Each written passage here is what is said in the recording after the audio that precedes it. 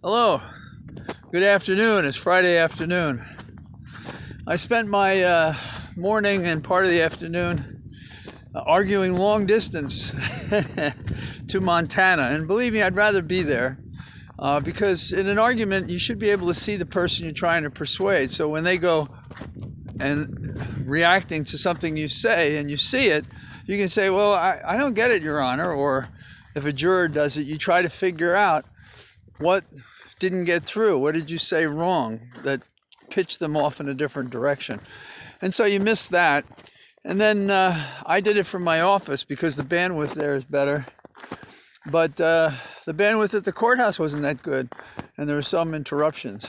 But all in all, we came, we saw, and now we wait to see if we conquered, because the judge, submitted it, meaning that he'll consider it over the next several weeks, maybe months, and then come down with a decision, and then we'll do what we do. I mention it because so much of what I talk about in these walk and talks are about conflicting views or trying to make something happen. And in this case today, there's the disturbing occurrence of, how do we say it, disinformation, misleading information that then becomes the predicate for an act by, in this case, a governmental body. And whenever you argue against a governmental body, you always feel, or I do, that I'm really arguing to the judge, that it's the judge and myself, because the governmental body usually says very little in opposition. They sort of leave it to the judge, a risky pattern for a real advocate. So what do we have that comes up to this? America chose Biden, in my opinion, beyond us Democrats and liberals, but also among Republicans and independents and workers that I know, that I associate with, told me as Republicans that they would have voted for Biden. And this is like a year ago. And the reason was that I think they wanted normalcy. And so we won for a whole variety of reasons. And we can't ignore that we won as we did because it was this coalition of people. I call it shared pain and dreams. That's sort of been my formula since I was a young man.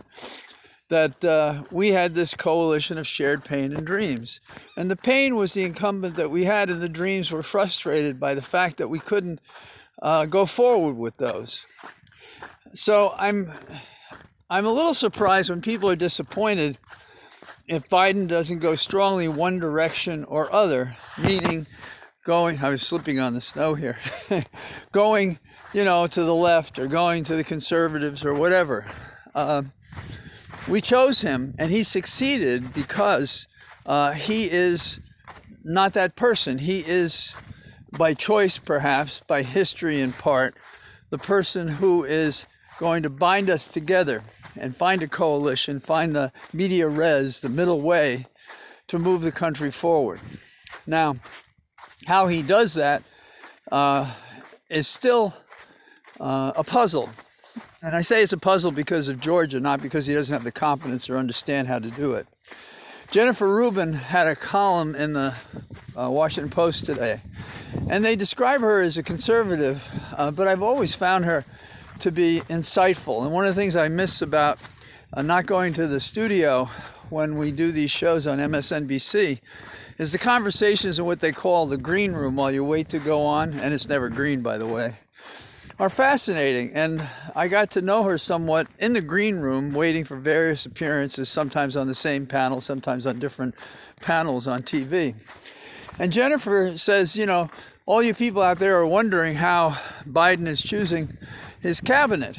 And she said, yes, it's a mix of old friends and new people, of women, persons of color, a Native American. And whenever you make a decision, I think in an executive position, every time you make a real decision, you divide up your audience a little bit.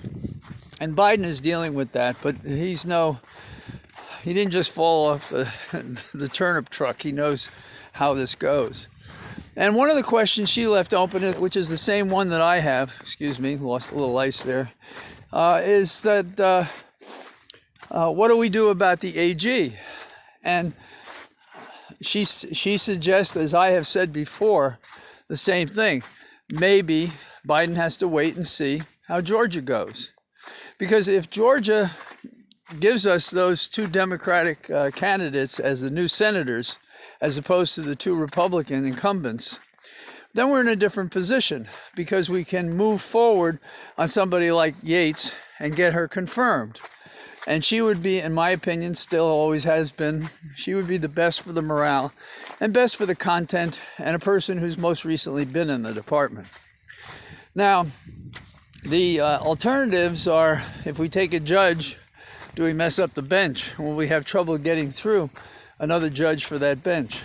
And if we take a senator who, there's some criticism among civil rights groups, but he might survive because, well, you know, he was in the club, the Senators Club, and they might tolerate him. So we have all of that. Now, we have to appreciate that the changes that we want are going to require, pretty slippery here, are going to require some imagination. They're going to require some parliamentary magic. Because, for example, let's take a piece of legislation which was high on the list, which is the Justice Act, the George Floyd Act, which was to cure the problem of systemic racism among the police. Now, what's happened? Nothing. How is that going to change?